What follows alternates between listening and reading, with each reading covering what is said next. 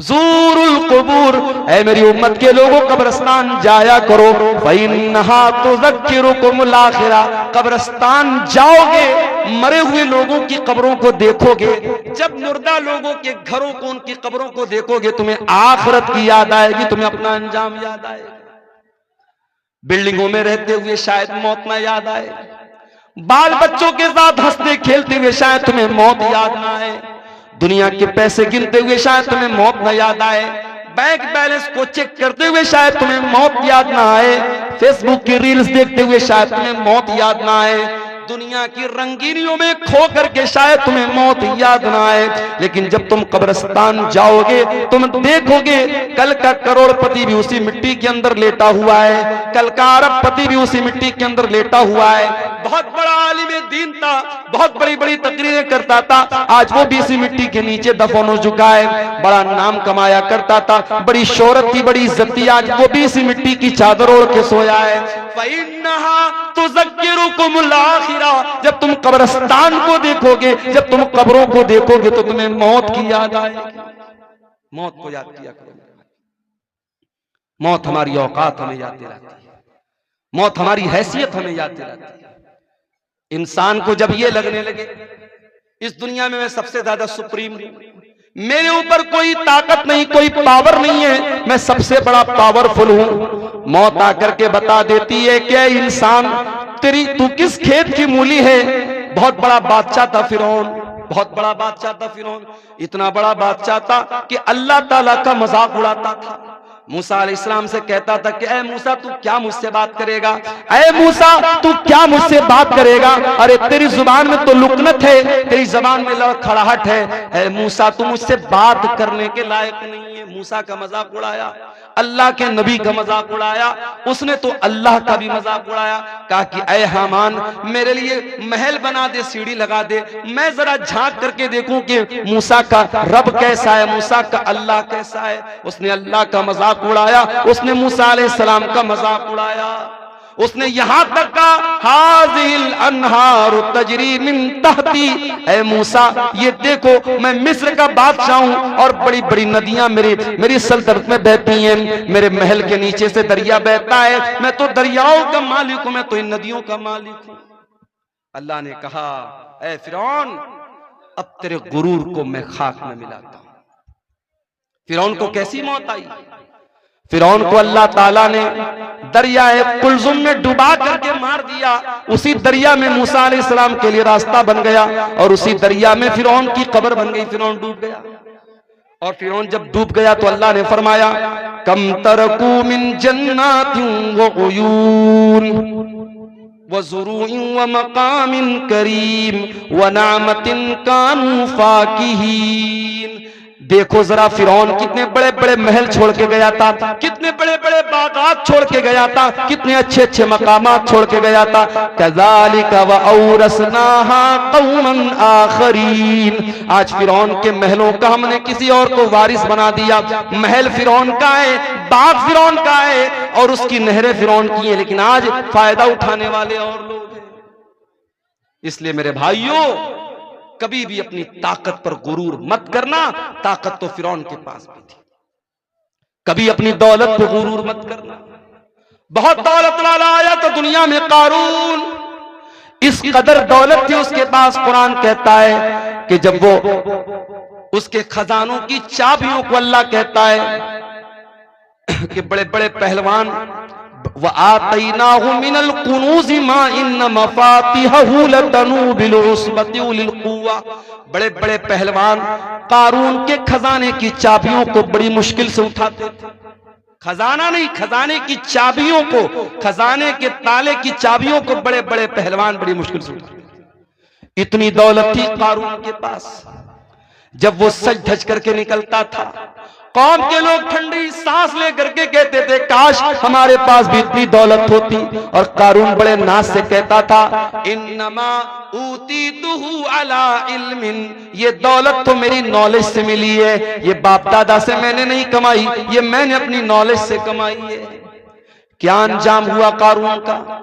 कारून जो अपनी दौलत पर बड़ा नाज करता था, जो अल्लाह को नहीं मानता था, जो आखिरत को नहीं मानता था, फखसफना बिही व बिदारिहिल अर्दा, अल्लाह ने कारून को भी जमीन में धसा दिया, उसके सारे खजाने को, सारे महल को जमीन में धसा दिया। मेरे प्यारे साथियों, कभी अपनी दौलत पर भी गुरूर न करना। गुरूर का अंजाम बड़ा बुरा होता है और मौत आकर के इंसान के गुरूर को खाक में मिला देती है। इसीलिए अल्लाह ताला सूरह वाक़िया के अंदर कहता है, फलौला इदा बलगतिल हुल्कूम व अंतुम हीनइज़िन तंजुरून व नहनु अक़रबु इलैहि मिनकुम वलाकिन ला तुबसिरून। मेरे बंदो, जब जान निकलने का टाइम आता है, जब रूह निकलने का टाइम आता है और तुम देखते हो तुम्हारा करीबी इंसान मर रहा है, तुम्हारा बाप मर रहा है, तुम्हारी माँ मर रही है, तुम्हारी बीवी मर रही है, तुम अपनी आंखों से मरता हुआ देख रहे हो, लेकिन तुम कुछ नहीं कर सकते। फलौला इन कुंतुम गैर मदीनीन तरजिऊनहा इन कुंतुम सादिकीन। अगर तुमको ये लगता है कि तुम्हारे ऊपर किसी का कंट्रोल नहीं है, किसी का पावर नहीं है, किसी की ताकत नहीं है, तो जरा तुम मरने वाले को मौत से बचा करके दिखा दो। मरना तो है मेरे भाई, और मौत आएगी, हम बच नहीं सकते, बच नहीं सकते हैं। हम शीश महल में भी जाके अपने आप को कैद कर लें, अल्लाह कहता है युद्रिकुमुल मौत वलौ कुंतुम फी बुरूजिम मुशय्यदा। अगर तुम शीशा पिलाई हुई दीवार, अगर तुम लोहे को पिघला करके दीवार में पैक कर दो अपने आप को, वहां पर भी तुमको मौत आएगी। मौत का फरिश्ता वहां भी तुमको आकर के तुमको पकड़ लेगा, तुम अल्लाह की पकड़ से नहीं बच सकते मेरे भाई। इंसान मर गया, अब मरने के बाद इंसान ये तमन्ना करता है, आए अल्लाह एक मौका और दे दे, मैं दुनिया में दोबारा आना चाहता हूं। किस लिए आना चाहते हो? क्या बिटिया की शादी करना बाकी था, शादी करने के लिए आना चाहते हो? क्या अपना मकान जो तुम बनवा रहे थे अभी अधूरा है, अपने मकान को पूरा करने के लिए दुनिया में आना चाहते हो? क्या अपने गांव में कोई जमीन खरीदना चाहते हो? क्या कोई मकान बनाना चाहते हो? क्या बेटे की शादी करना चाहते हो? क्यों आना चाहते हो? अल्लाह फरमाता है, हत्ता इदा जाअहदहुमुल मौत क़ाल रब्बिरजिऊन लअल्ली आमलु सालिहन फीमा तरक्तु। बंदा कहता है अल्लाह एक मौका और दे दे, मैं वादा करता हूं मैं दुनिया में आकर के नेक अमल करूंगा।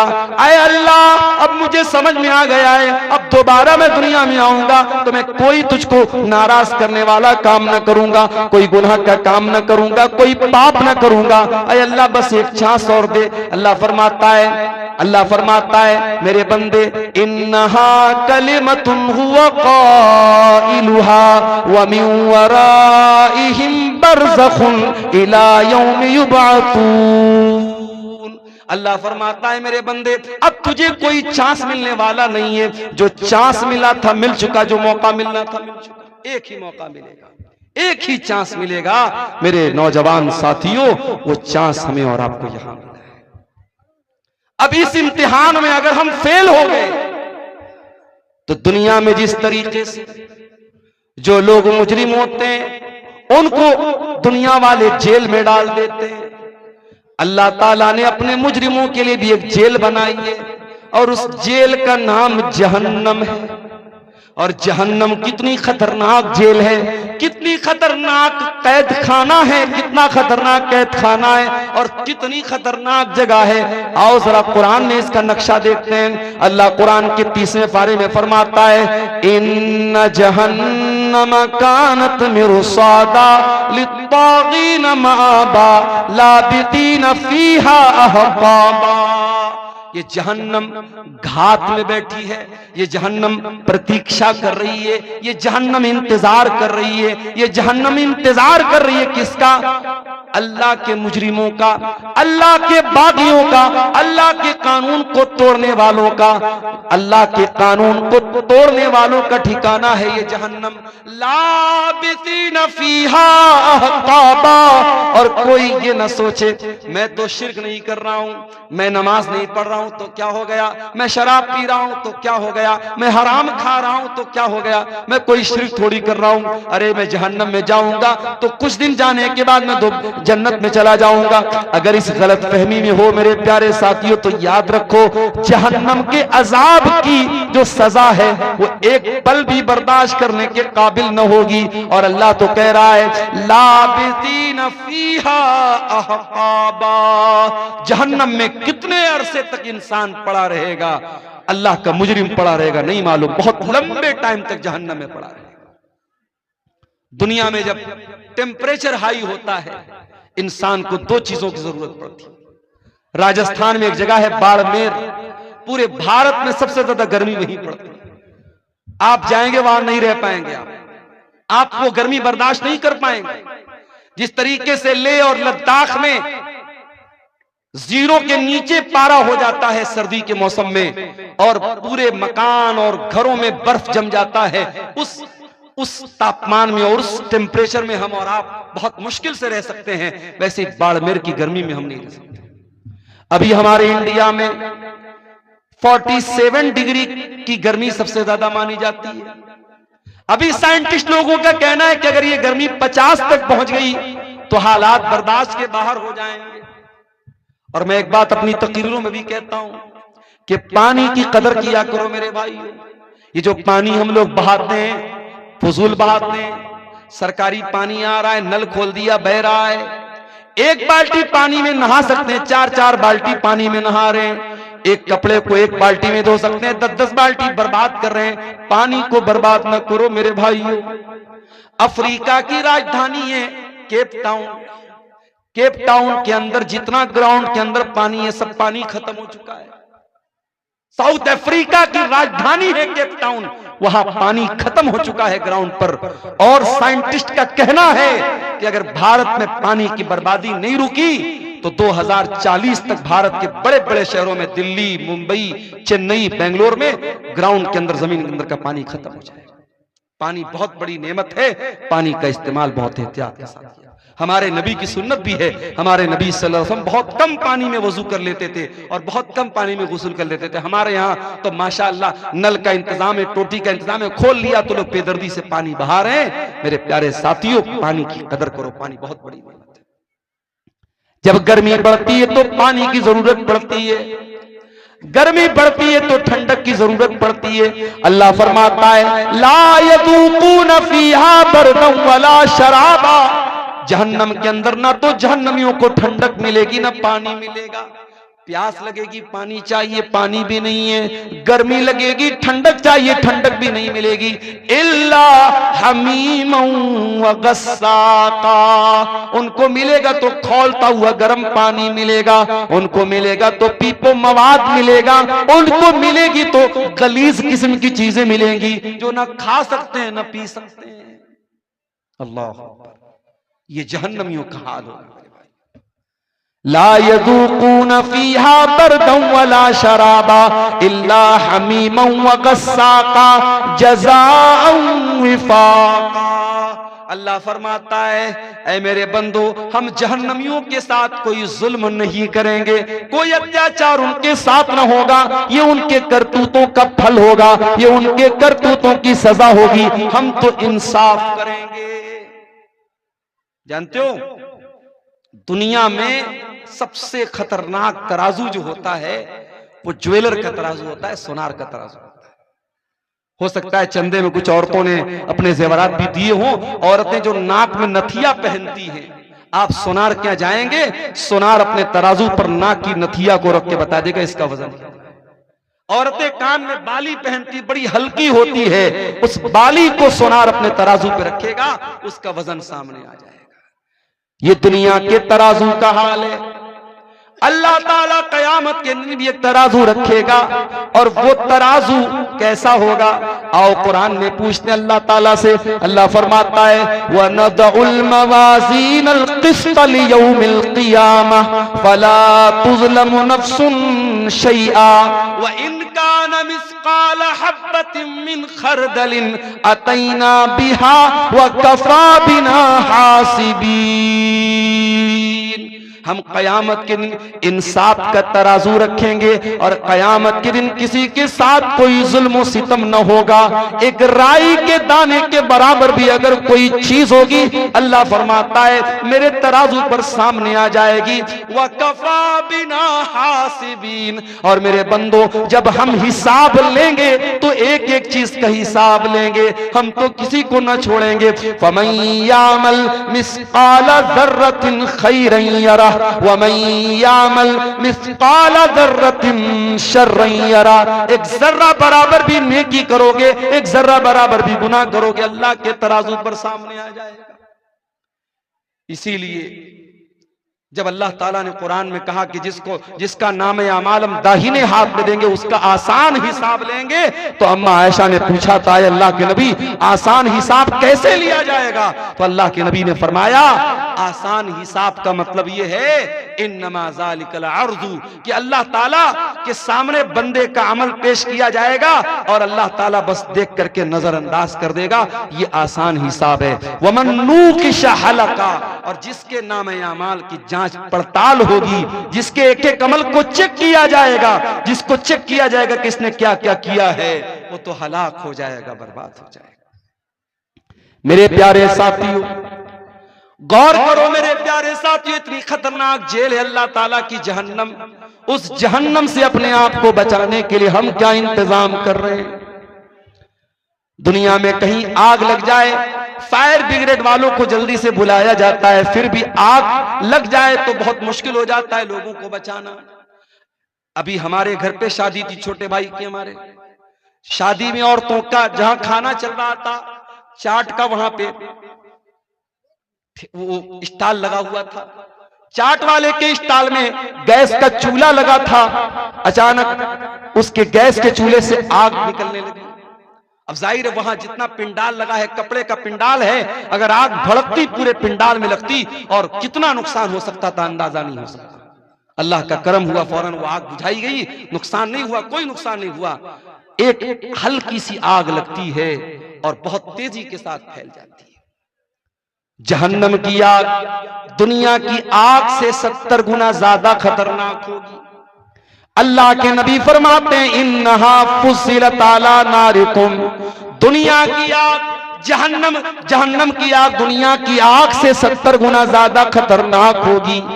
दुनिया की आग तो पेट्रोल और डीजल से जलती है, जहन्नम की आग फरमाया या अय्युहल्लज़ीना आमनू कू अनफुसकुम व अहलीकुम नारा, ऐ ईमान वालो अपने आप को और अपने घर वालों को जहन्नम की आग से बचाओ, जिसका ईंधन इंसान और पत्थर होंगे। इंसानों से जलेगी वो आग, पत्थरों से जलेगी वो आग। वो जहन्नम कितनी गहरी होगी, उसकी गहराई का अंदाजा हम नहीं लगा सकते। सही मुस्लिम की रिवायत, अल्लाह के नबी फरमाते हैं बहुत तेज धमाके की आवाज सुनी। आपने सहाबा से पूछा ऐ मेरे सहाबा क्या तुम जानते हो कि यह आवाज कैसी थी?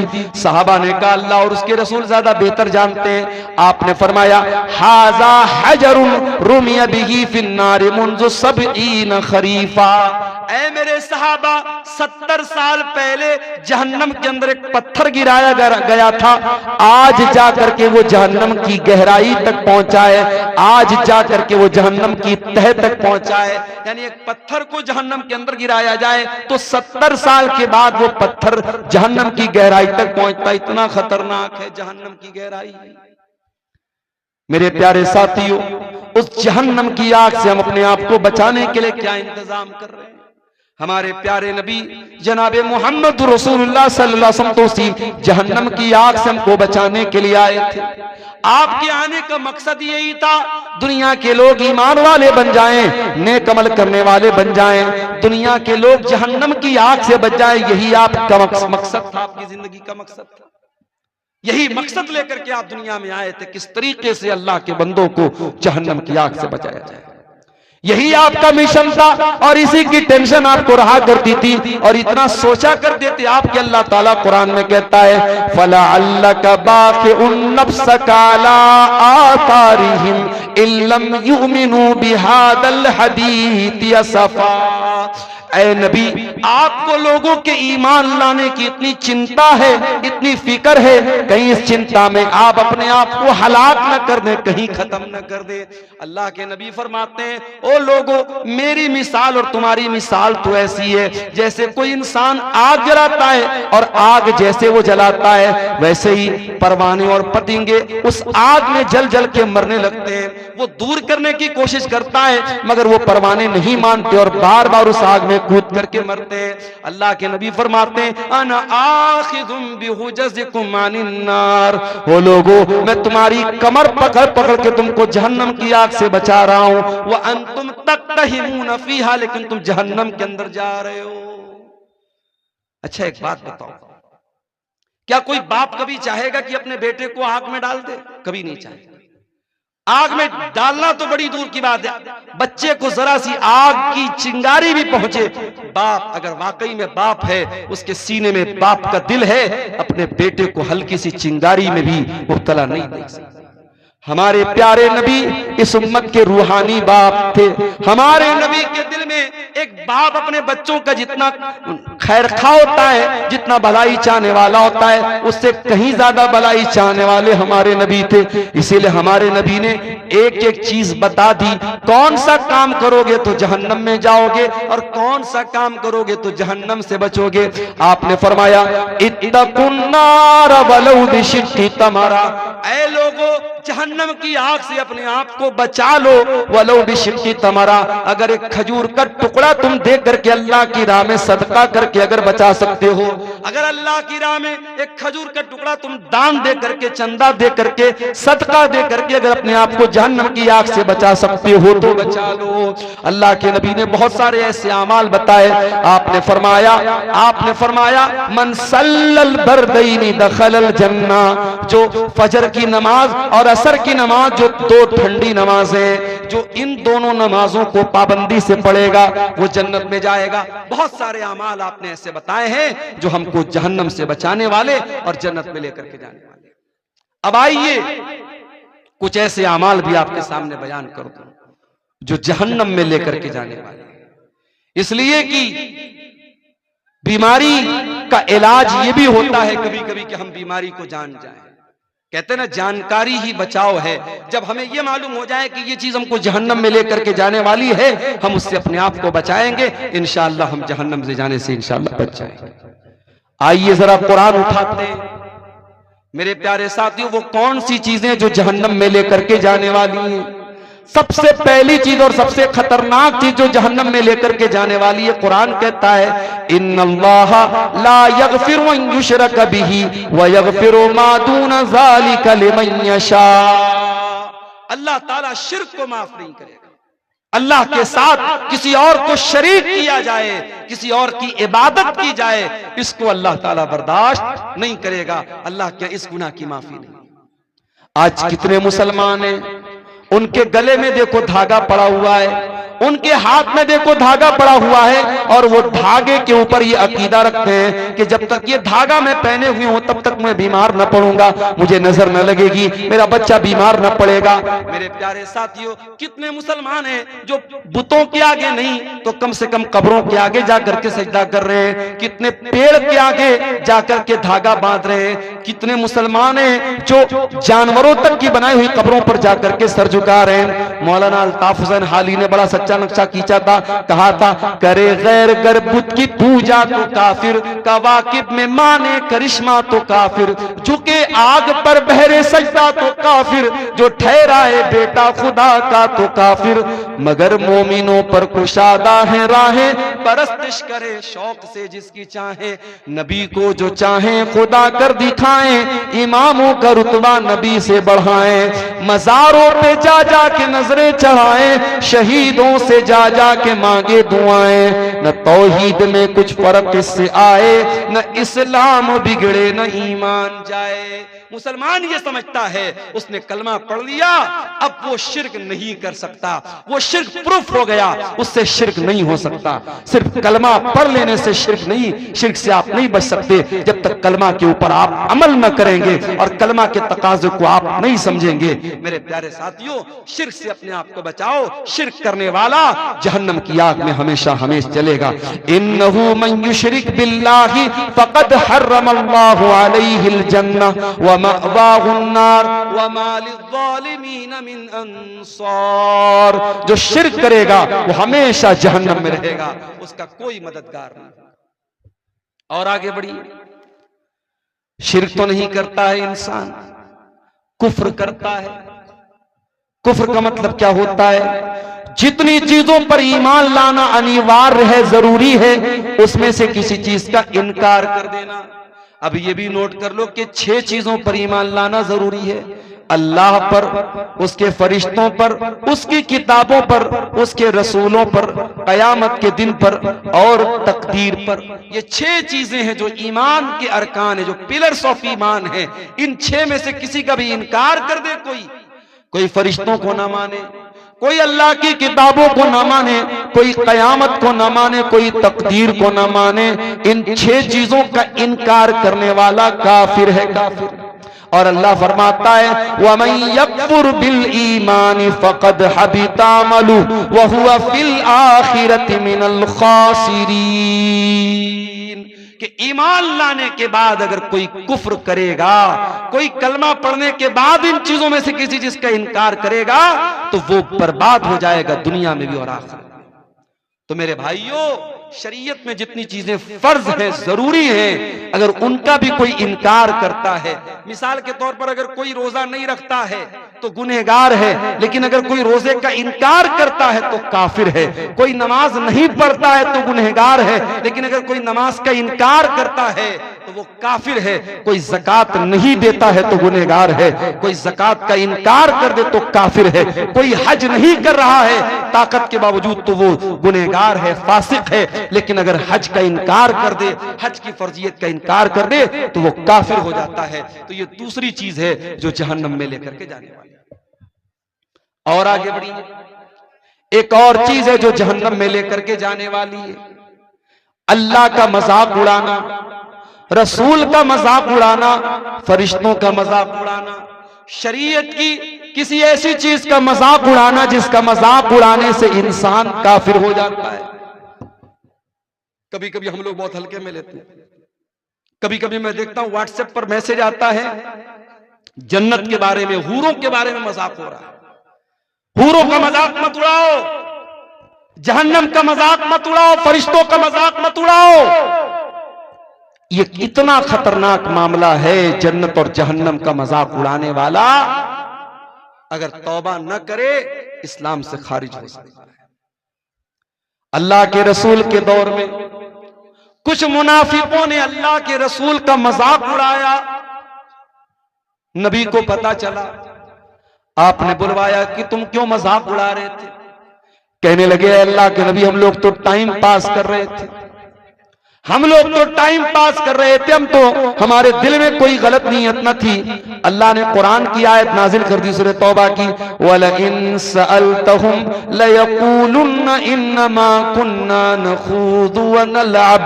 ऐ नबी, अगर आप इनसे पूछेंगे कि तुम क्या कर रहे थे, ये बोलेंगे हम तो हंसी मजाक कर रहे थे, हम तो टाइम पास कर रहे थे।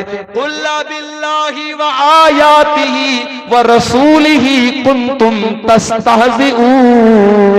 ऐ नबी, इनसे पूछो क्या तुम अल्लाह का मजाक उड़ा रहे हो? क्या तुम अल्लाह की आयतों का मजाक उड़ा रहे हो? क्या तुम अल्लाह के रसूल का मजाक उड़ा रहे हो? ला तातज़िरू क़द कफ़रतुम बाद ईमानिकुम। अब तुम कोई बहाना पेश ना करना। तुम जब अल्लाह का तुमने मजाक उड़ाया, तुमने रसूल का मजाक उड़ाया, तुमने अल्लाह की आयतों का मजाक उड़ाया तो तुम काफिर हो गए। आजकल 72 हूरों पर फिल्में आ रही है बॉलीवुड की। खबरदार, ये फिल्में आपके अकीदे को कमजोर करने के लिए बनी हैं और इस्लाम की अकबर इलाहाबादी ने कहा था, इस्लाम की फितरत में कुदरत ने लचक दी है, उतना ही ये उभरेगा जितना के दबाव।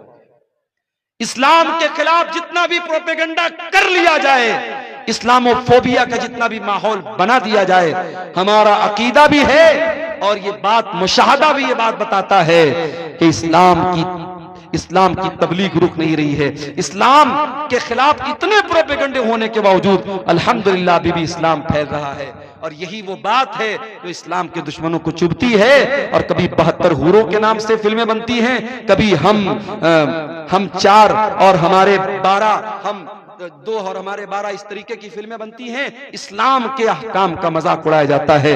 और अफसोस की बात यह कि बहुत सारे मुसलमान भी इस तरीके की फिल्मों को देखते हैं और प्रमोट करते हैं। मेरे प्यारे साथियों, याद रखिए, अल्लाह का, उसके रसूल का, उसकी आयतों का मजाक उड़ाना, अल्लाह की शरीयत का मजाक उड़ाना, ये इतना खतरनाक गुनाह है जो इस्लाम को इंसान से खारिज कर सकता है। हमारी बहुत सारी बहनें नकाब नहीं पहनती, नकाब नहीं पहनती। ये उतने बड़े अफसोस की बात नहीं है कि वो नकाब नहीं पहनती। अफसोस की बात यह है कि वो नकाब के ऊपर कमेंट करती हैं और कहती हैं, अरे मौलाना साहब, ये नकाब आप लोगों ने अपने मन से इसको निकाला है, इस्लाम में इसकी कोई हैसियत नहीं।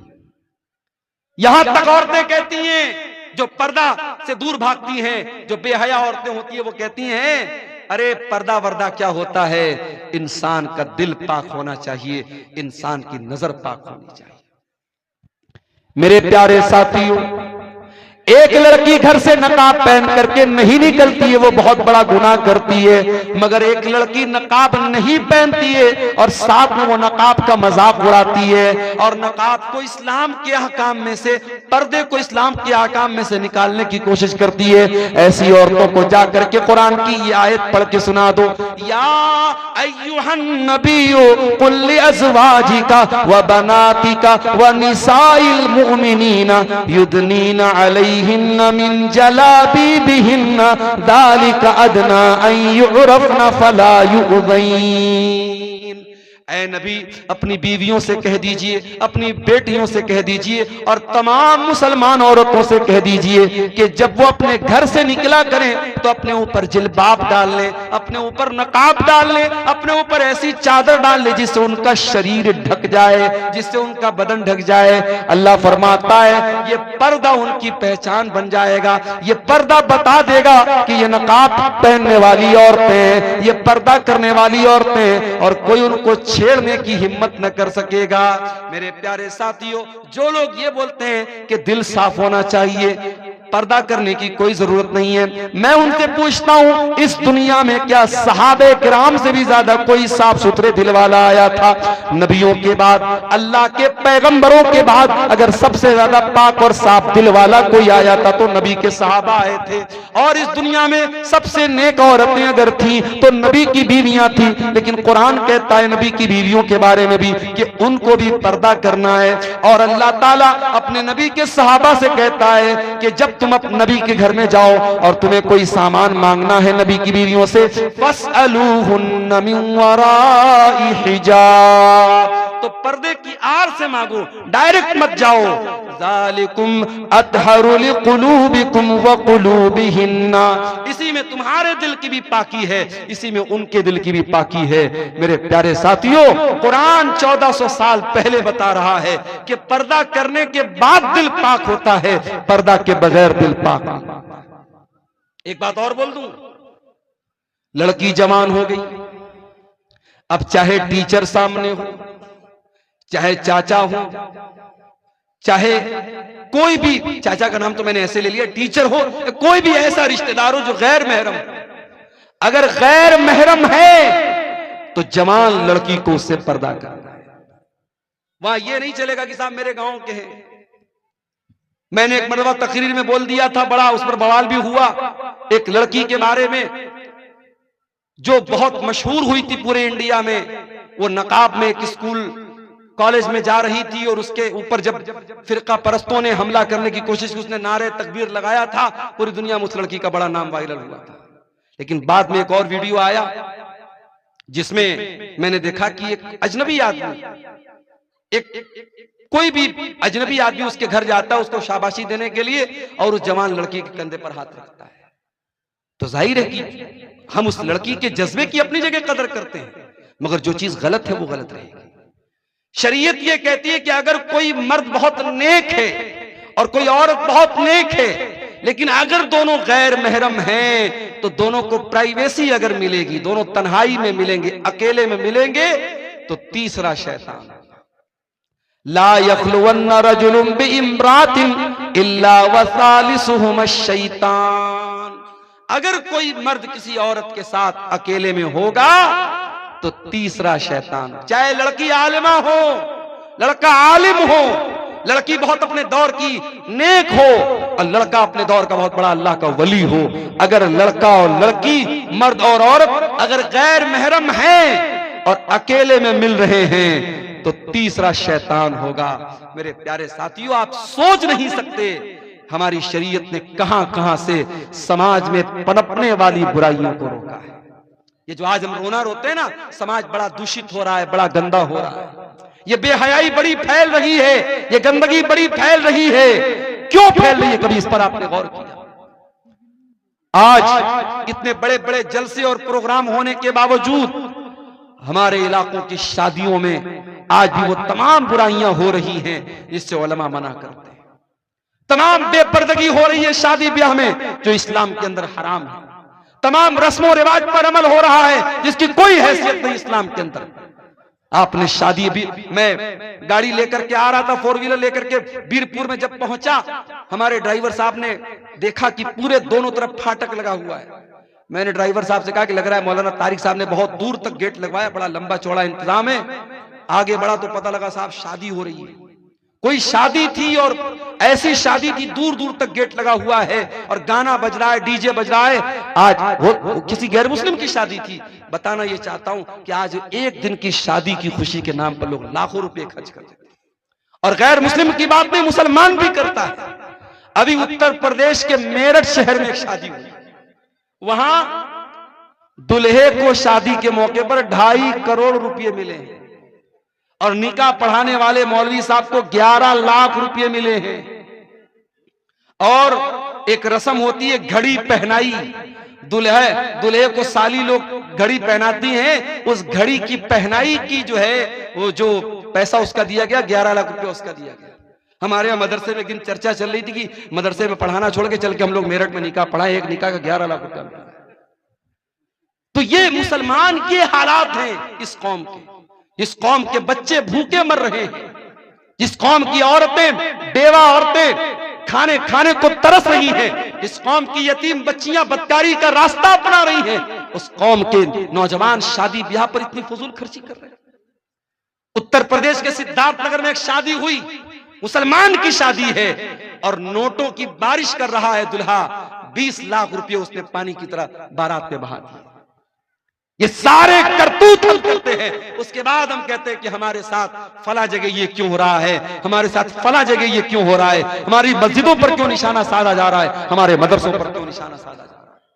मेरे प्यारे साथियों, हमें अपना मुहासबा करने की जरूरत है, अपने गिरबानों में झांकने की जरूरत है। मेरे नबी ने तो निकाह को इतना आसान कर दिया, आपने फरमाया इन आज़मन निकाही बरकतन इसरुहु मऊनतन, सबसे ज्यादा बरकत उस निकाह में होती है जिसको सबसे कम खर्च में निपटाया जाए।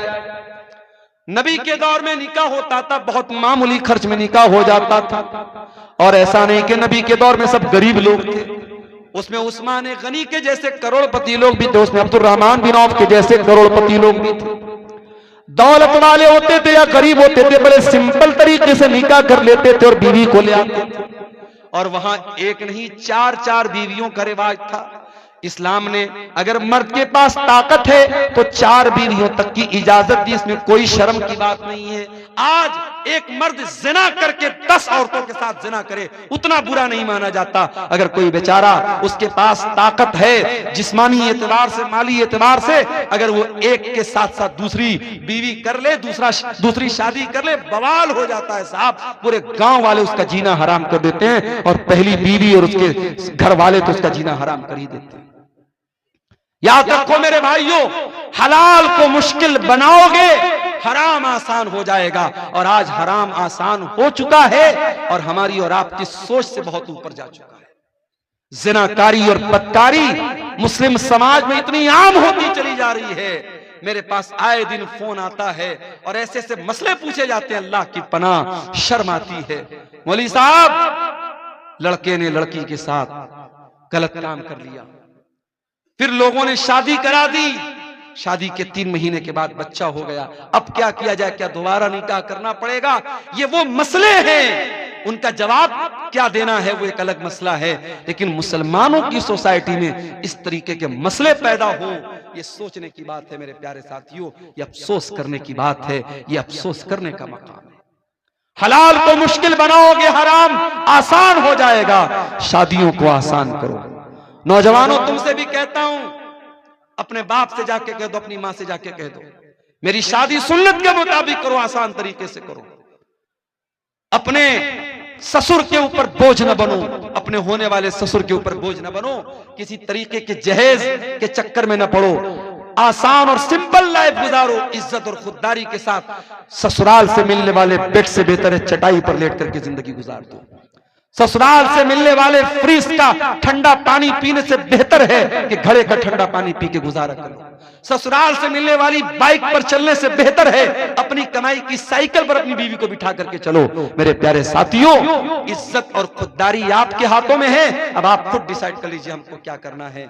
मेरे अजीजों, ज़िनाकारी वो गुनाह है जो जहन्नम के अंदर लेके जाने वाला है।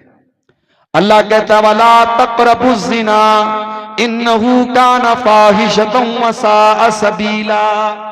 ऐ मेरे बंदो, तुम ज़िना के करीब भी ना जाना, ये बड़ा ही गंदा काम है, बहुत बुरा रास्ता है। अल्लाह के नबी की आदत थी, फजर की नमाज पढ़ने के बाद आप सहाबा की तरफ अपना चेहरा कर लेते थे और आप सहाबा से पूछते थे, क्या तुमने कोई ख्वाब देखा है? सहाबे किराम अपना ख्वाब बयान करते थे, अल्लाह के प्यारे नबी अपना ख्वाब बयान करते थे। एक दिन अल्लाह के नबी ने अपना ख्वाब बयान किया, उस ख्वाब में अल्लाह ताला ने अपने नबी को जहन्नम के अजाब के बहुत सारे मनाजिर दिखाए थे। बहुत लंबी हदीस है, मैं पूरी हदीस आपके सामने नहीं पढ़ना चाहता हूँ, उसका एक टुकड़ा आपके सामने पढ़ना चाहता हूँ कि अल्लाह के नबी ने उस ख्वाब में देखा कि आपका गुजर एक ऐसी जगह से हुआ जो तंदूर के जैसी जगह थी। तंदूर जिसमें रोटी बनाई जाती है, तंदूर के जैसी कोई जगह थी। अल्लाह के नबी फरमाते, जब मैंने झांक करके देखा, उस तंदूर के अंदर से आवाजें आ रही थी, चिल्लाने की आवाजें। मैंने जब झांक करके देखा तो उसमें बहुत सारे मर्द औरत उल्टे लटके हुए थे और सबके सब बरहना थे, सबके सब नंगे थे, उसके बदन पर कोई कपड़ा न था, मर्द भी नंगे औरतें भी नंगे, वो उल्टे लटके हुए थे और जहन्नम की आग आती थी और उनकी शर्मगाहों में दाखिल हो रही थी। अल्लाह के नबी ने पूछा कि जब वो जहन्नम की आग आती थी और उनकी शर्मगाहों में दाखिल होती थी, वो चिल्लाने लगते थे, वो चीखने लगते थे। अल्लाह के नबी ने पूछा कि ये कौन लोग हैं जो उनके इतना दर्दनाक अजाब हो रहा है? जवाब मिला, हाउलाई ज़ुनात व ज़वानी। ऐ अल्लाह के नबी, ये ज़िनाकार मर्द हैं और ज़िनाकार औरतें हैं। मेरे भाइयों, इस समाज से इस बुराई को मिटाना है तो ये 2 काम करना हमको बहुत जरूरी है।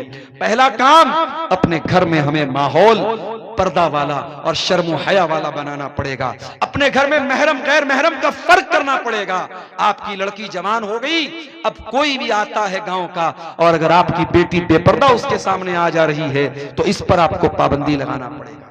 मैं जानता हूं जिस माहौल में ये चीजें आम हो जाती हैं वहां बचना बहुत मुश्किल हो जाता है, मगर मैं ये भी जानता हूं कि साउथ अफ्रीका का क्रिकेटर हाशिम अमला अगर उस मुल्क में जहां हर तरफ नंगी औरतें घूमती हों, अगर उस मुल्क में उसकी बीवी सर से पैर तक नकाब में चल सकती है, तो आपके इलाके में अगर ये पर्दे का माहौल न हो, लेकिन अगर आप चाहेंगे, अगर बाप चाहेगा, अगर माँ चाहेगी, तो उसकी बेटी इस माहौल पर भी इंशाअल्लाह अमल करेगी।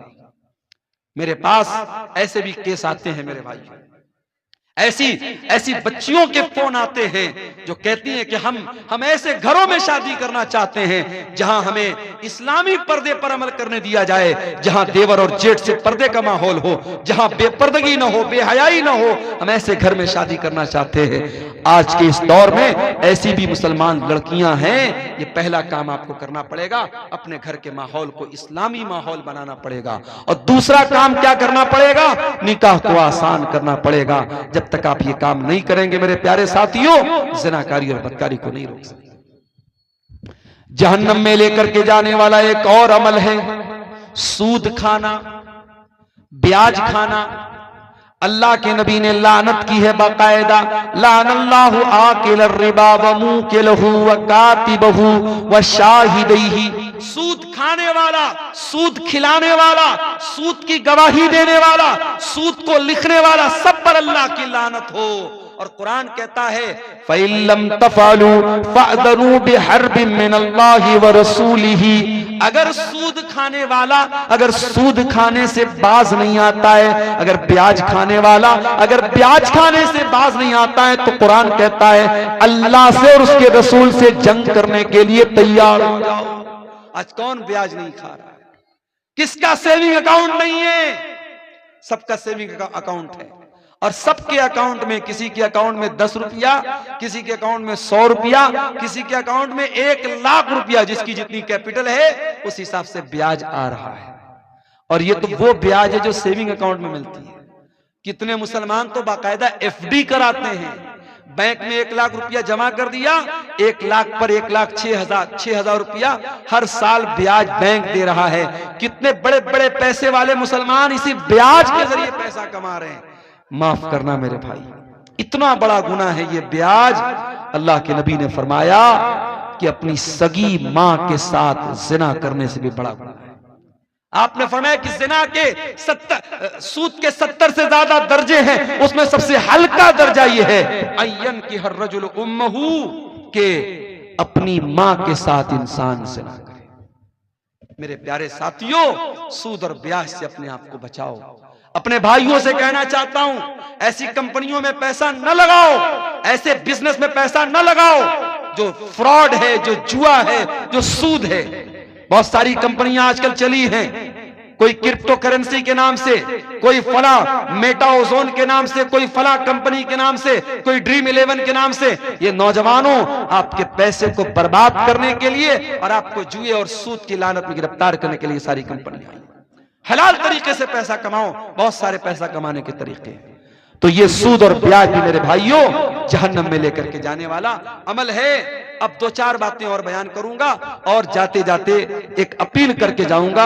आप जानते हैं हमारे शेख तारिक साहब का ये इदारा चल रहा है और अल्हम्दुलिल्लाह 600 650 यहाँ बच्चे तालीम हासिल कर रहे हैं। इस इदारे के लिए ये जलसा हुआ है, आप इसका ताउन करते हुए यहाँ से जाएंगे। आखिरी 2-4 बातें और सुन लीजिए, फिर हम बात खत्म करेंगे। रात के तकरीबन 2 बज रहे हैं। आप जहन्नम में लेकर के जाने वाले अमल की बात कर रहा हूं मेरे अजीजों।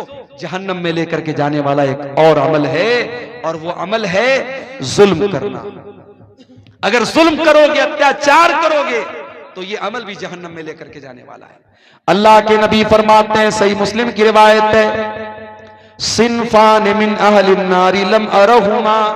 मेरी उम्मत के अंदर 2 किस्म के लोग ऐसे हैं जो जहन्नम में जाएंगे, लेकिन मैंने उनको अभी नहीं देखा है। नंबर 1, कौमुन माहुम सियातुन काज़नाबिल बकर यद्रिबून बिहन्नास। ऐसे लोग आएंगे जिनके हाथ में गाय की दुम की तरह कोड़े होंगे, जिनसे वो लोगों को मारेंगे। उलमा ने लिखा है कि गाय की दुम की तरह कोड़े से मुराद पावर है, ताकत है, इख्तिदार है, कुव्वत है। आज अगर किसी के पास कोई ताकत है और अपनी ताकत के जरिए वो दूसरों पर जुल्म कर रहा है, बेकसूरों को मार रहा है, 1,41,000 जी माशाअल्लाह, ये 1,41,000 रुपये नेपाली हैं। किसी अल्लाह के बंदे ने इस इदारे में ताउन के तौर पे दिया है। अल्लाह ताला इस भाई के ताउन को कबूल फरमाए, इसके माल में अल्लाह ताला बरकत अता फरमाए। मेरे भाइयों, अल्लाह के नबी फरमा रहे हैं, जिनके हाथ में पावर है और पावर का गलत इस्तेमाल करेंगे वो लोग जहन्नम में जाएंगे। आप देख रहे हैं अभी मुल्क के हालात क्या हैं, और हमारे जिस स्टेट से मैं आता हूं उस स्टेट के हालात भी आप देख रहे हैं। किस तरीके से बेकसूर को कसूरवार और कसूरवार को बेकसूर बनाया जाता हम जानते हैं। लेकिन हां, दो चार उम्मीदों के दिए अब भी हैं रोशन, माजी की हवेली अभी वीरान नहीं। अगर शर्जील इमाम नाम का वो लड़का जिसको बेकसूर जेल की काल कोठरी में डाला गया, तो आज अल्लाह का फजल और करम है, उस लड़के की बहन ने अपनी तालीम के बल पर जो जज बन गई, अदालत की गालिबन हाई कोर्ट की वो जज बनी है, उसने दुनिया को दिखा दिया कि तुम जुल्म करके हमारे टैलेंट को नहीं रोक सकते हो, हमारी सलाहियत को नहीं रोक सकते हो। मेरे प्यारे साथियों, जालिम याद रखे, हर जालिम ये बात याद रखे कि अल्लाह ताला ने हर फिरौन के लिए मूसा का इंतजाम करके रखा हुआ है। उसके बाद अल्लाह के नबी फरमाते हैं, जहन्नम में जाने वाली दूसरी किस्म होगी उन औरतों की, वह निसाउन कासियातुन आरियातुन मुमीलातुन माइलातुन, ऐसी औरतें जहन्नम में जाएंगी जो कपड़ा पहन करके भी नंगी होंगी, गैर मर्दों को अपनी तरफ माइल करेंगी और खुद भी उनकी तरफ माइल हो जाने वाली होंगी। ला यदखुलनल जन्ना, ऐसी औरतें जन्नत के अंदर नहीं जाएंगी। वला यजिदन रिहा, और जन्नत में जाना तो बहुत दूर की बात है, वो जन्नत की खुशबू भी नहीं पाएंगी। तो ये अमल भी मेरे प्यारे साथियों जहन्नम में लेकर के जाने वाला है। और आगे बढ़िए, किसी का हक मार लेना, किसी की जमीन पर नाजायज कब्जा कर लेना, भाई का अपनी बहन का हक मार लेना, बाप का अपनी बेटी का हक मार लेना, पड़ोसी का पड़ोसी का हक मार लेना, यह भी बहुत बड़ा गुनाह है। अल्लाह के नबी फरमाते, मन नक़द शिब्रम मिनल अर्दी, जो किसी की जमीन पर एक बालिश, एक बित्ता अगर किसी की जमीन पर नाजायज कब्जा कर लेगा तो फिक़ मिन सभी अर्दीन यौमल क़ियामा, तो कयामत के दिन उसको 7 जमीनों का तौक उसकी गर्दन में डाला जाएगा। ये जमीन, ये जायदाद सब यही रह जाएगी मेरे भाई। किसी की जमीन पर नाजायज कब्जा करके आप अपने बच्चों के लिए शायद फ्यूचर बना दें, मगर अपना फ्यूचर आप खराब कर लेंगे, अपने आप को जहन्नम का हकदार बना लेंगे। आज कितनी जमीनें लोग हड़पते हैं, हम दूसरों से क्या शिकवा करें। आज कब्रिस्तान की जमीन पर, ईदगाह की जमीन पर और मस्जिदों की जमीनों पर लोगों ने नाजायज कब्जा करके रखा है। अल्लाह के नबी फरमाते हैं, अगर किसी की जमीन, एक बित्ता भी अगर किसी की जमीन पर, औरतों की जाने ये कितना है, कुछ गिनती नहीं है। ये खवातीन की तरफ से, औरतों की तरफ से अमाउंट आया है, इसमें कुछ इंडियन है, कुछ नेपाली है। अल्लाह ताला इन तमाम हमारी माँ बहनों की इस उनके ताउन को कबूल फरमाए और मजीद उनको अल्लाह की राह में ताउन देने की तौफीक अता फरमाए। शेख फिरोज आलम नदवी साहब ने 50,000 रुपये का ताउन पेश किया है। आप मुदीरुल जामिअतुल इस्लामिया रियाजुल उलूम हैं। अल्लाह ताला शेख मोहतरम के इस अतिया को कबूल फरमाए, इनके माल में, इनके अहल वयाल में बरकत अता फरमाए, और हमारे वो भाई जो अभी तक इस काम में पीछे रहे उनको भी अल्लाह ताला तौफीक दे कि वो आगे बढ़ें और इस कार्य खैर में हिस्सा लें। अल्लाह ताला आप सबके ताउन को कबूल फरमाए। तो मेरे अजीजों, जहन्नम में लेकर के जाने वाला एक अमल, इंसान दूसरे का हक मारता है, ये भी एक बहुत बड़ा अमल है। और आगे जहन्नम में लेकर के जाने वाला एक और अमल है, उसका ताल्लुक हमारे बदन के एक ऐसे हिस्से से है जो है तो बहुत छोटी सी चीज मगर इतनी खतरनाक है कि बड़ी बड़ी जंगें करा देती है, जिसको हम जबान कहते हैं। जबान का गुनाह भी इंसान को जहन्नम में लेकर के जाता है। अल्लाह के प्यारे नबी ने सल्लल्लाहु अलैहि वसल्लम ने एक मर्तबा हजरत मुआज इब्न जबल से फरमाया, उनको बहुत सारी बातें आपने बताई, सदका के बारे में बताया, नमाज के बारे में बताया, जिहाद के बारे में बताया। फिर आपने फरमाया कि ऐ मुआज, क्या मैं इन तमाम बातों का खुलासा तुमको न बता दूं? उन्होंने कहा, क्यों नहीं है अल्लाह के रसूल, जरूर बता दीजिए।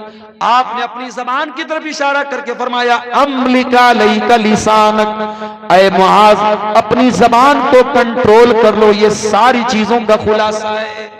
हजरत मुआज इब्न जबल ने कहा, आए अल्लाह के रसूल, व इन्ना लमुआखज़ून बिमा नतकल्लमु बिही, आए अल्लाह के नबी, क्या अपनी जबान से जो हम बोलते हैं क्या उस पर भी अल्लाह ताला हमारी पकड़ करेगा?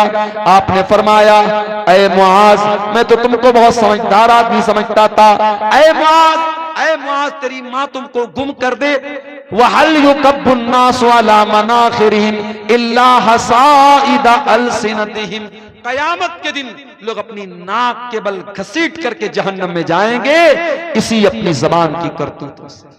ये गाली इसी जबान से बकी जाती है, किसी की इज्जत इसी जबान से उतारी जाती है।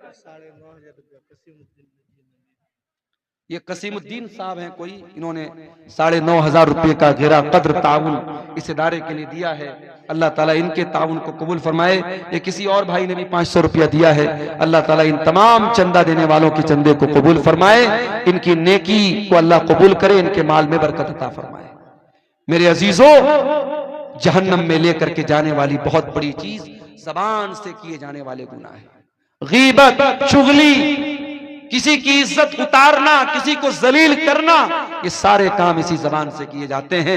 खबरदार, अपनी जबान को संभाल करके रखो मेरे प्यारे साथियों। कहते हैं मन समता नजा, जो खामोश रहा वो बच गया। और अल्लाह के नबी सल्लल्लाहु अलैहि वसल्लम फरमाते हैं कि जो अल्लाह के ऊपर और कयामत के दिन के ऊपर ईमान रखता है, फलयकुल खैरन औ लियस्मुत, वो बोले तो अच्छी बात बोले वरना चुप रहे। मेरी प्यारी माँ और बहनों, आप सभी कहना चाहूंगा, अपनी जबान पर काबू रखिए। जबान से किए जाने वाले गुनाह भी औरतों को जहन्नम में लेकर के जाएंगे। मर्दों को तो लेके जाएंगे ही जाएंगे, औरतों के ज्यादा जहन्नम में जाने की वजह उनकी जबान होगी। और आगे बढ़िए, एक और गुनाह है जो जहन्नम में लेकर के जाता है। हर जुमा के खुतबे में हम सुनते हैं, वकुल्लु मुहदसतिन बिदा वकुल्लु बिदातिन ज़लाला वकुल्लु ज़लालतिन फिन्नार। ये एक और भाई ने 100 रुपए का ताउन दिया है, अल्लाह ताला इसको भी कबूल फरमाए। दीन के अंदर हर नया काम बिदात है और हर बिदात गुमराही है और हर गुमराही जहन्नम में लेके जाती है। मैं कभी कभी अपनी तकरीरों में ये बात कहता हूं कि देखो, बिदाती अपनी बिदत से तौबा करे, इसकी पॉसिबिलिटी बहुत कम होती है। चोर तौबा कर सकता है, जानी तौबा कर सकता है, कातिल तौबा कर सकता है। क्यों? कातिल को पता है मैं गलत काम कर रहा हूं, जानी को पता है मैं गुनाह का काम कर रहा हूं, चोर को पता है मैं चोरी करके गुनाह का काम कर रहा हूं। मगर बिदाती, बिदत करने वाला अपने आप को नेक समझ करके और अपनी बिदत को नेकी समझ के करता है, इसलिए उसका तौबा करना बहुत मुश्किल होता है। इसीलिए मेरे प्यारे साथियों, बिदअती के तौबा करने की उम्मीद बहुत कम होती है, या आप कह सकते हैं कि बिदअती से तौबा की तौफीक छीन ली जाती है। इसीलिए उलमा कहते हैं कि जहां कोई बिदअत पैदा होती है वहां कोई सुन्नत खत्म हो जाती है। हमारे यहाँ बहुत सारी मस्जिदों में फर्ज नमाज के बाद इज्तिमाई दुआ होती है। जैसे ही सलाम फेरा, इमाम साहब ने हाथ उठा के दुआ करना शुरू किया और सारे मुक्तदी भी इज्तिमाई तौर पे दुआ करते हैं। जाहिर है कि ये अमल बिदात है। इनफरादी तौर पर तो इंसान दुआ कर सकता है, मगर इज्तिमाई तौर पर सारे लोग मिलकर के दुआ करें, ये साबित नहीं है, ये बिदात है। और इसका नुकसान क्या होता है कि नमाज के बाद के जो अज़कार हैं वो लोग नहीं पढ़ते और ऐसे ही उठ के चले जाते हैं। तो मेरे साथियों, बिदअत से अपने दामन को हमें बचाना है। बिदअती कयामत के दिन अल्लाह के प्यारे नबी के हाथों से कौसर का जाम भी उसको नसीब नहीं होगा। ये मजीद 1000 रुपए का ताउन एक भाई ने और पेश किया है, अल्लाह इसको भी कबूल फरमाए। अभी हमारे एक भाई ने पीछे से कहा कि कुछ लोग टाइम के पहले अजान दे देते हैं। टाइम के पहले, चाहे असर की अजान हो चाहे फजर की अजान हो, अगर जो टाइम है बहुत सोच समझ करके जंतरी बनाई गई, टाइमिंग बनाई गई है, इस टाइमिंग से पहले अगर कोई अजान देता है तो ये भी गलत है। इसी तरीके से बात जगहों पर देखा गया कि कब्रिस्तान में मुर्दे को दफनाने के बाद वहां खड़े होकर अजान दे रहे। भाई ये क्या है? कहते साहब हम अजान दे करके शैतान को भगा रहे हैं यहां से, ताकि हमारा जो मुर्दा है उससे सवाल जवाब में आसानी हो जाए। माफ कीजिए, मुर्दे की आसानी के लिए दुआ करने का हुक्म है, अजान देने का हुक्म नहीं है। इसलिए मेरे अजीजों, आप बिदअत के हर तरीके से अपने आप को बचाइए। एक भाई पूछ रहे हैं कि रियाकारी से बचने का क्या तरीका है। रियाकारी से बचने का एक तरीका तो यह है कि आप जब भी कोई नेकी करें इस एहसास के साथ और इस फीलिंग के साथ करें कि किसी को पता न चले, चुपके से नेकी करो। वो कहावत है ना, नेकी कर दरिया में डाल, ये एक आदत डाल लें। दूसरी बात है कि अपनी नेकी के बारे में बयान न करें लोगों से। और फिर तीसरी चीज ये है कि अगर आप रियाकारी से बचना चाहते हैं तो जिंदगी में कुछ अमल ऐसा करके जाइए जो बिल्कुल सीक्रेट हो, आपको पता हो, अल्लाह को पता। अल्लाह ताला ने कुरान करीम में अपने नेक बंदों के बारे में फरमाया, वयुतीमून अत्ताम अला हुब्बिही मिस्कीनन व यतीमन व असीरा। मेरे नेक बंदे मिस्कीनों को, यतीमों को, कैदियों को खाना खिलाते हैं और कहते हैं इन्नमा नुतइमुकुम लिवजहिल्लाह ला नुरीदु मिनकुम जज़ाअन वला शुकूरा, कि हम तुमको अल्लाह ताला को राजी करने के लिए खिला रहे हैं, हमें कोई बदला नहीं चाहिए, कोई शुक्रिया नहीं चाहिए। बस उस वक्त दुनिया को मालूम भी नहीं था कि इस नाम का कोई आदमी धरती पर आने भी वाला है। दुनिया में इंसान अपनी दौलत, अपनी शोहरत, अपने नाम पर गुरूर करने से पहले अपना वो दौर भी याद करे जब वो कुछ नहीं था। कल जुमा का दिन है, आप फजर की नमाज में अगर मस्जिद में जाएंगे, इमाम साहब सुन्नत के मुताबिक अगर नमाज पढ़ाएंगे तो दूसरी रकात में सूरतुल इंसान की तिलावत करेंगे, सूरतुल दहर की तिलावत करेंगे। सूरतुल दहर की पहली आयत में अल्लाह ताला ने क्या फरमाया, हल अता अल इंसानि हीनुम मिनद दहरी लम यकुन शैअन मज़कूरा। ऐ इंसान, ऐ अपनी ताकत पे नाज करने वाला, अपनी दौलत पे गुरूर करने वाला, अपनी शोहरत पे गुरूर करने वाला इंसान, तू भूल गया तेरे ऊपर एक पीरियड ऐसा भी आया था, एक दौर ऐसा भी आया था, लम यकुन शैअन मज़कूरा, तू तो कोई काबिले जिक्र चीज भी न था, कोई तुझे जानता न था, तेरा नाम किसी को पता न था, तेरे वजूद के बारे में तुझे कुछ भी पता नहीं था। फिर अल्लाह ताला ने एक हकीर पानी के कतरे से तुझे पैदा किया, रहमे मादर में अलग अलग पोजीशन में 9 महीने तक तू रहा। फिर तेरी पैदाइश का टाइम आया, तू दुनिया में रोते हुए आया। तेरा बाप हंस रहा था, तेरे घर वाले हंस रहे थे, लेकिन तू रोता हुआ, चिल्लाता हुआ दुनिया में आया। तो तू रो रहा था, सब हंस रहे थे। और एक दिन ऐसा भी आएगा जब तू चुपचाप दुनिया से चला जाएगा और तेरे जाने पर तेरे घर वाले रोते रह जाएंगे। रोता हुआ इंसान आता है और रुलाता हुआ दुनिया में छोड़ के सबको चला जाता है। इंसान की जिंदगी बस रोने और रुलाने के दरमियान है। मेरे प्यारे साथी, इंसान इस दुनिया में आया, 50 साल की जिंदगी उसको अल्लाह ताला ने दी, 60 साल की जिंदगी उसको अल्लाह ताला ने दी। जवानी का दौर उसने देखा, बुढ़ापे का दौर उसने पाया, ताकत भी उसको मिली, दौलत भी उसको मिली। सवाल ये पैदा होता है, ये जिंदगी अल्लाह ताला ने क्यों दी है? इस जिंदगी का मकसद क्या है? इस जिंदगी का उद्देश्य क्या है? इस जीवन का उद्देश्य क्या है? इस जिंदगी का पर्पस और मकसद क्या है? कुरान का 29वां पारा उठाओ, अल्लाह ताला हमारी पैदाइश का मकसद बयान करता है। फरमाया अल्लज़ी खलक़ल मौत वल हयात लियब्लुवकुम अय्युकुम अहसनु अमला।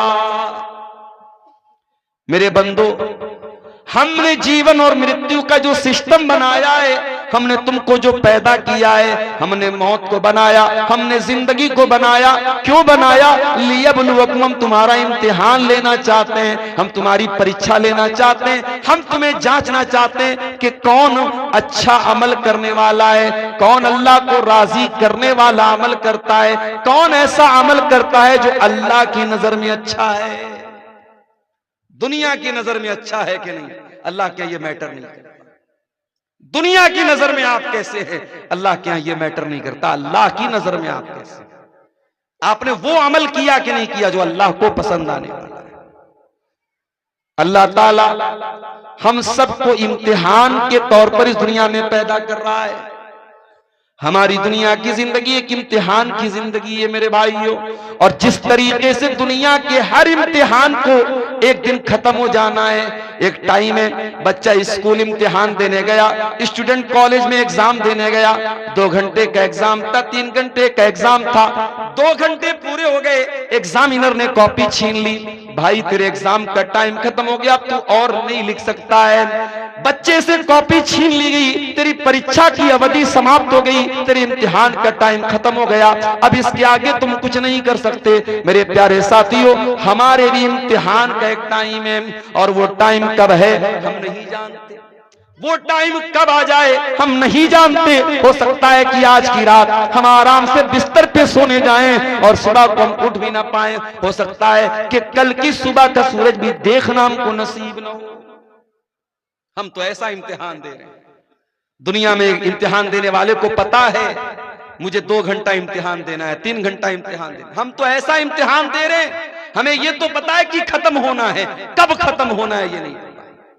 इन्नल्लाह इंदहु इल्मुस्साअह व युनज़्ज़िलुल गैथ व यअलमु मा फिल अरहाम व मा तदरी नफ्सुम माज़ा तक्सिबु गदा व मा तदरी नफ्सुम बिअय्यि अर्दिन तमूत। ये 5 चीजें हैं, इसको अल्लाह ताला गैब की कुंजी बोलता है, गैब की चाबी है। जिस तरीके से दुनिया के खजाने की चाबी खजाने के मालिक के पास होती है, ये 5 चीजें गैब से ताल्लुक रखती हैं, और इसकी चाबी किसके पास है? अल्लाह के पास है। कयामत कब आएगी अल्लाह को मालूम है, बारिश कब होगी, कितनी होगी, कहां होगी, अल्लाह को मालूम है। वयालमु मा फिल अरहाम, और मां के पेट में होने वाला बच्चा क्या होगा, लड़का होगा या लड़की होगा, ये तो सीटी स्कैन के जरिए भी मालूम हो जाएगा, ये तो अल्ट्रासाउंड के जरिए भी मालूम हो जाएगा। लेकिन लड़का या लड़की बड़ा होकर के क्या बनेगा, नेक बनेगा, बुरा बनेगा, अच्छा बनेगा, कैसा बनेगा, अकीदा क्या होगा, ईमान कैसा होगा, अमल कैसा होगा, ये सब अल्लाह को मालूम। और फरमाया कि कल क्या करने वाले हो किसी को नहीं मालूम। वमा तदरी नफ्सुम माज़ा तक्सिबु गदा, कोई नहीं जानता कि कल उसके साथ क्या होने वाला है। बनारस में एक लड़का अपनी मां के साथ बाइक पर जा रहा है, मां पीछे बैग लेकर के बैठी हुई है। बनारस की एक बहुत मशहूर रोड पर से उसका गुजर होता है। नौजवान लड़के तो वैसे भी गाड़ी बहुत स्पीड में चलाते हैं, लड़का स्पीड में गाड़ी चला रहा है, पीछे मां बैग लेकर के बैठी हुई है। अचानक उसका बैग उसके बगल की, उसके साइड की एक बाइक से टकरा जाता है, गाड़ी डिसबैलेंस हो जाती है, लड़का गाड़ी से गिर जाता है, डिवाइडर में उसका सर जा करके लड़ जाता है। घर से चला था मां को ड्रॉप करने और स्पीड में गाड़ी चला रहा था, उसका सर डिवाइडर से टकरा जाता है। 12-13 दिन गुजर गए, आज अभी तक लड़का हॉस्पिटल में कोमा की हालत में है, मौत और जिंदगी से जूझ रहा है। वमा तदरी नफ्सुम माज़ा तक्सिबु गदा, कोई नहीं जानता कि कल उसके साथ क्या होने वाला है। सामान 100 बरस का है, पल की खबर नहीं। इंसान 100 साल आगे की प्लानिंग करके चल रहा है, लेकिन कल क्या होने वाला है इंसान उस बात की गारंटी नहीं दे सकता। और फरमाया 5वीं चीज, वमा तदरी नफ्सुम बिअय्यि अर्दिन तमूत, कोई नहीं जानता कि वो कहां मरेगा, कब मरेगा छोड़ दो, कैसे मरेगा छोड़ दो, कहां मरेगा। बाबुआन का रहने वाला, बसमतिया का रहने वाला, नेपाल बॉर्डर का रहने वाला इस बात की गारंटी नहीं दे सकता कि मैं अपने गांव में, अपने इलाके में, अपने घर में मरूंगा। अल्लामा एहसान इलाही ज़हीर, लाहौर में बम धमाके में हमला होता है, उन जख्मी हो जाते हैं, जलसे के दौरान बम धमाका होता है, कई उलमा मौके पर शहीद हो जाते हैं। अल्लामा एहसान इलाही ज़हीर, जिनको सऊदी अरब की हुकूमत भी बहुत उनकी इज्जत करती थी, वहां की हुकूमत ने ऑफर किया उनकी बॉडी को, उनके शरीर को उनको रियाज के हॉस्पिटल में ले जाकर के एडमिट कराया गया, सऊदी अरब की राजधानी रियाज। वहां इलाज के दौरान अल्लामा एहसान इलाही ज़हीर बच न पाए, इंतकाल हो गया, शहीद हो गए। वो इंतकाल लाहौर में हुआ, पाकिस्तान में हमला लाहौर में हुआ, इंतकाल रियाज में हुआ, और फिर जनाजा मदीना लेके आया गया और मस्जिद नबवी में जनाजे की नमाज पढ़ाई गई और बकी के कब्रिस्तान में दफन किया गया। वमा तदरी नफ्सुम बिअय्यि अर्ज़िन तमूत, कोई नहीं जानता कहां मरेगा, कब्र की मिट्टी नसीब होगी कि नहीं होगी, घर वाले उसकी मिट्टी दे पाएंगे कि नहीं दे पाएंगे, इस बात की भी कोई गारंटी नहीं है। मेरे भाइयों, हम और आप तो वो इम्तिहान दे रहे हैं, हमें तो ये भी पता नहीं इम्तिहान की कॉपी कब छीन ली जाए। ऐ इंसान, तू कितना नादान है, तू दुनिया में इम्तिहान देने के लिए आया है और तुझे ये भी पता है कि वो इम्तिहान हो सकता है कल खत्म हो जाए, हो सकता है परसों खत्म हो जाए, तुझे ये भी नहीं मालूम कि तेरा इम्तिहान कब खत्म हो जाएगा और कब तेरा हिसाब शुरू हो जाएगा। ऐ इंसान, फिर भी तू गफलत में पड़ा हुआ है, तुझे अपने इम्तिहान की कोई टेंशन नहीं है। इक़्तरब लिन्नासि हिसाबुहुम व हुम फी गफलतिन मुअरिदून। ऐ इंसानों, तुम कितने नादान हो, तुम्हारे हिसाब का टाइम करीब आ चुका है, फिर भी तुम गफलत में पड़े हुए हो। इसीलिए हमारे नबी फरमाते हैं, जाया करो कभी कभी कब्रिस्तान, लाबितीन फीहा अहक़ाबा, ला यदूक़ून फीहा बरदन वला शराबा, इल्ला हमीमन व गस्साक़ा, जज़ाअन विफ़ाक़ा।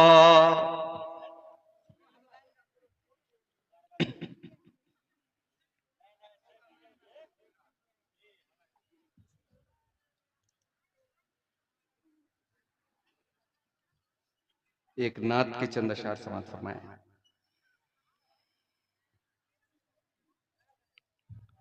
आ गए जब नबी पैरवी के लिए, आ गए जब नबी पैरवी के लिए,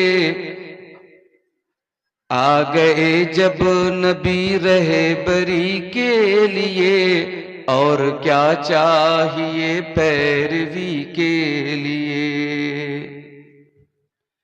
बेसते मुस्तफा नूर ही नूर है, बेसते मुस्तफा नूर ही नूर है, आखिरी कील है तीरगी के लिए, और क्या चाहिए पैरवी के लिए।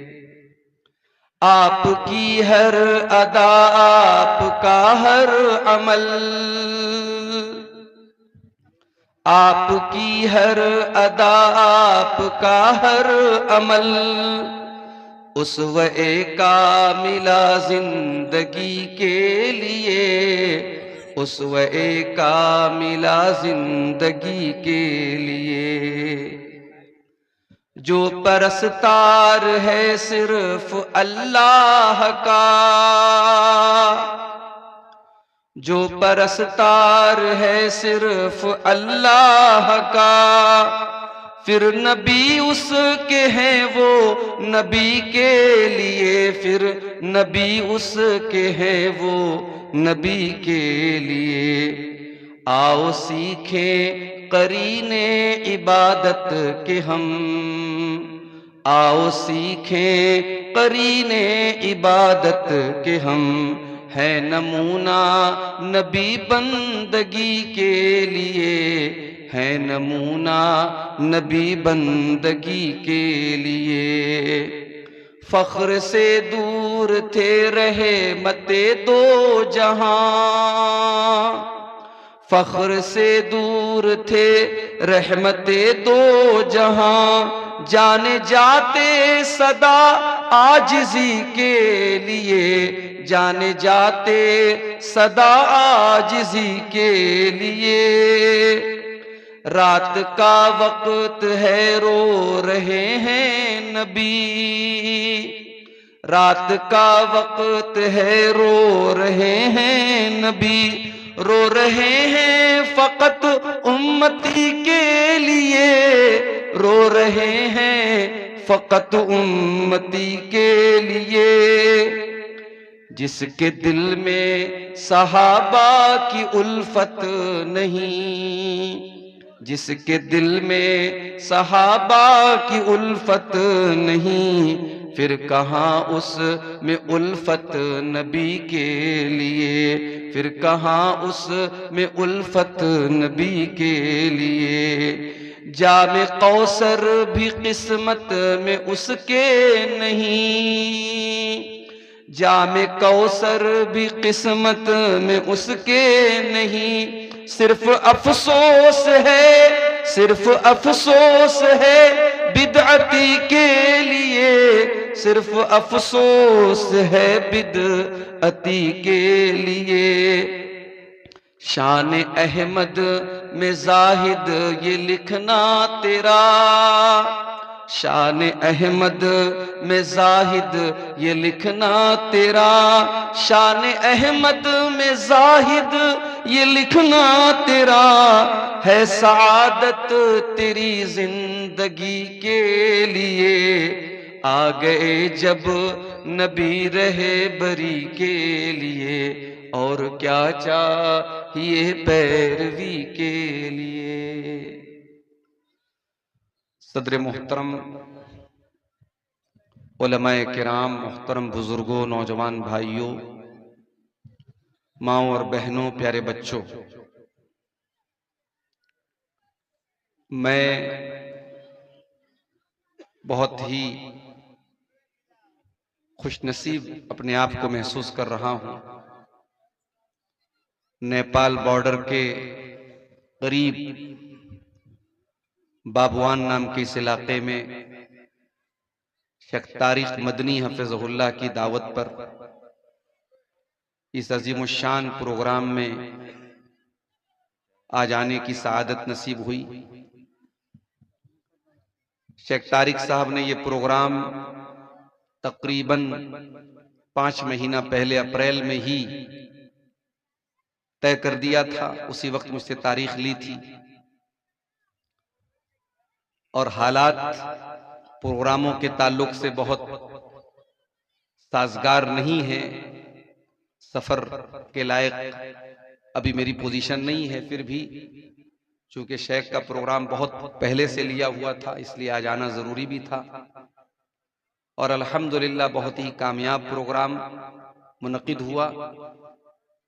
और अभी मुझसे पहले आपने बंगला जुबान के बहुत ही जाने माने आलिम दीन और खतीब शेख बदरुद्दुजा नदवी हफिज़हुल्लाह का खिताब बंगला ज़बान में समाअत किया। और उनसे पहले भी बहुत सारे उलमा के बयानात हुए हैं। अल्लाह ताला उन तमाम उलमा की मेहनतों को कबूल फरमाए और हम सबको कहने सुनने से ज्यादा अमल की तौफीक अता फरमाए, आमीन। मेरे भाइयों,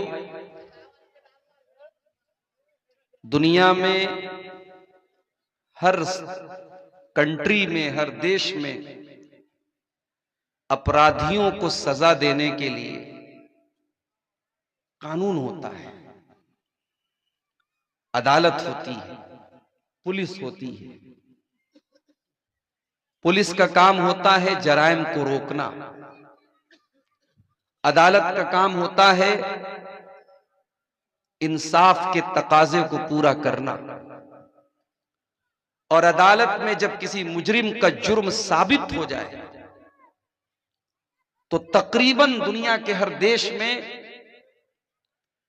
एक सिस्टम है जिसको हम जेल बोलते हैं, कैद खाना बोलते हैं।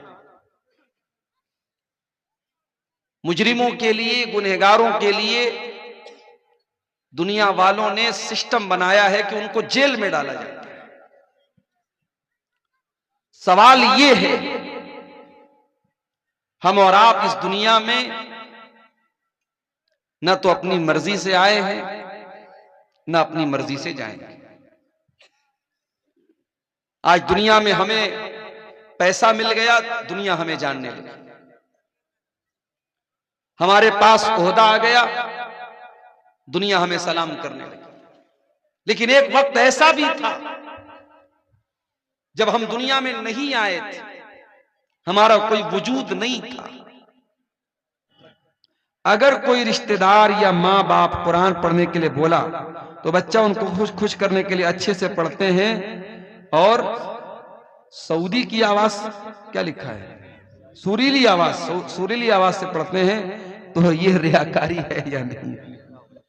देखिए, कुरान को ऐसे भी सुरीली आवाज से पढ़ना चाहिए। माँ बाप को दिखाने के लिए आप पढ़ते हैं तो गलत है। कुरान जब भी पढ़ें तो अच्छी आवाज में पढ़ने का हुक्म है। अल्लाह के नबी की हदीस है, मल्लम यतगन्न बिल कुरान फलैसा मिन्ना, कि जो कुरान को गा करके ना पढ़े, गा करके पढ़ने का मतलब कुरान को अच्छी आवाज में, सुरीली आवाज में ना पढ़े, वो हम में से नहीं है। कुरान को अच्छी आवाज में पढ़ना चाहिए। लेकिन बाप के डर से पढ़ रहा है और ऐसे नॉर्मल आवाज में पढ़ रहा है तो ये गलत बात है। अच्छी आवाज में हमेशा पढ़ना चाहिए। अगर कभी बच्चे जो होते हैं, छोटे होते हैं, नासमझ होते हैं, उस्ताद के डर से कभी क्लास में पढ़ दिया तो उतना बड़ा कोई मसला नहीं है, उसको रियाकारी नहीं बोलेंगे। अगर कोई इमाम नमाज पढ़ाए और पढ़ाते पढ़ाते नापाक हो जाए, उनकी वजू खत्म हो जाती है, तो ऐसी सूरत में क्या करना चाहिए? देखिए, अगर नमाज के दौरान किसी का वजू टूट जाता है तो उसको नमाज तो फौरन तोड़ देनी चाहिए। हदीसों से जो बात साबित है वो यही है कि उसको नमाज फिर उसके आगे कंटिन्यू नहीं करना चाहिए। अब वो इमाम है तो ऐसी सूरत में वो अगर अकेला पढ़ रहा होता तो भाई चलो ठीक है, नमाज तोड़ के जाएगा, दोबारा वजू आके पढ़ेगा। तो अगर वो इमाम है तो भी वो यही काम करे। अगर उसका वजू टूट गया है तो वो नमाज के बीच में से निकल जाए और मुक्तदियों को बता दे कि ये मेरे साथ मसला हो गया, मेरा वजू टूट गया, और दोबारा आकर के वो फिर से नमाज पढ़ाए। इसलिए कि अगर नमाज के दौरान वजू टूट गया तो फिर नमाज बातिल हो गई, फिर वो नमाज उसको दोहराना पड़ेगा। हजरत उमर फारूक रज़ियल्लाहु अन्हु की शहादत का जो वाकया है कि उनके ऊपर जब अबू लुलू फिरोज ने हमला किया था तो वो गिर पड़े थे, लेकिन उन्होंने गिरते हुए अब्दुर्रहमान बिन औफ को आगे बढ़ाया और बाकी नमाज उन्होंने पढ़ाई। तो वहां मसला दूसरा था, वहां नमाज बातिल नहीं हो रही थी। यहां आपने जो सवाल पूछा है कि नमाज वजू टूट जाए, वजू टूट रहा है, तो ऐसी सूरत में फिर नमाज को दोहराना पड़ेगा। किसी और को इमाम बनाने से काम नहीं चलेगा। अगर कोई और इमाम बनेगा तो फिर शुरू से नमाज पढ़ाना पड़ेगा। वल्लाहु आलम बिस्सवाब। तो मेरे भाइयों, ये जहन्नम में लेकर के जाने वाले चंद आमाल आपके सामने मैंने बयान किए हैं, और बातें और भी हैं, लेकिन अब मैं देख रहा हूं काफी ताखिर भी हो गई और काफी लोग हमारे यहां से ठंडी की वजह से, चूंकि ठंडी भी पड़ रही है, मैं आखिर में यही कहूंगा कि जहन्नम जैसी खतरनाक जगह से हमें और आपको अल्लाह ताला से पनाह भी मांगनी चाहिए और हमें दुआ भी करनी चाहिए अल्लाह ताला से कि हमें जहन्नम के अजाब से बचाए। और इसी तरीके से हमें वो अमाल भी करने चाहिए जो हमें जहन्नम में लेकर के जाने से बचा ले। सवाल पूछा गया कि बिदअती के पीछे नमाज होगी या नहीं होगी। देखिए, इसमें थोड़ी सी तफसील है। अगर कोई बिदअती है और आपको मालूम है कि ये ऐसी बिदअत करता है जो इंसान को इस्लाम से खारिज कर देती है, मिसाल के तौर पर कोई इमाम नमाज पढ़ा रहा है और वो कब्र पे सजदा करता है, गैरुल्लाह से मदद मांगता है, तो जाहिर है कि ये बिदअत तो कुफ्र तक लेके जा रही है, शिर्क तक लेके जा रही है। ऐसे इमाम के पीछे आप नमाज नहीं पढ़ेंगे। लेकिन अगर कोई बिदअती है लेकिन उसकी बिदअत ऐसी बिदअत नहीं है जो कुफ्र तक लेके जाती हो, तो वो बिदअती है, गुनहगार है, लेकिन उसके पीछे आप नमाज पढ़ सकते हैं। लेकिन जानबूझ करके कसदन अच्छे इमाम को छोड़ करके, मुत्तबे सुन्नत इमाम को छोड़ करके ऐसे बिदअती इमाम के पीछे नमाज नहीं पढ़े। जहां मजबूरी की बात हो, आप बाजार में जा रहे हैं, मार्केट में जा रहे हैं और कोई मस्जिद आ गई, तो वहां आप नमाज पढ़ सकते हैं। लेकिन अगर ये कन्फर्म है कि वो बिदअती जो है वो कोई शिरकिया अमल कर रहा है, तो फिर उसके पीछे आप नमाज नहीं पढ़ेंगे। अल्लाह ताला से दुआ है रब्बुल आलमीन हमें नेक अमल और अच्छी समझ की तौफीक अता फरमाए। रब्बुल आलमीन इस इदारे को जिस इदारे की तरफ से आज का प्रोग्राम हुआ है, शेख तारिक साहब का ये इदारा है, अल्लाह इस इदारे को दिन दूनी रात चौगुनी तरक्की अता फरमाए। जिन भाइयों ने ताउन पेश किया है, अल्लाह उनके ताउन को कबूल फरमाए। जो अभी तक पीछे रह गए हैं, अल्लाह उनको आगे बढ़ करके इस कार्य खैर में हिस्सा लेने की तौफीक अता फरमाए। अल्लाह ताला हम सब की इस हाजिरी को कबूल फरमाए। आमीन व आखिर दावाना अनिल हम्दुलिल्लाहि रब्बिल आलमीन।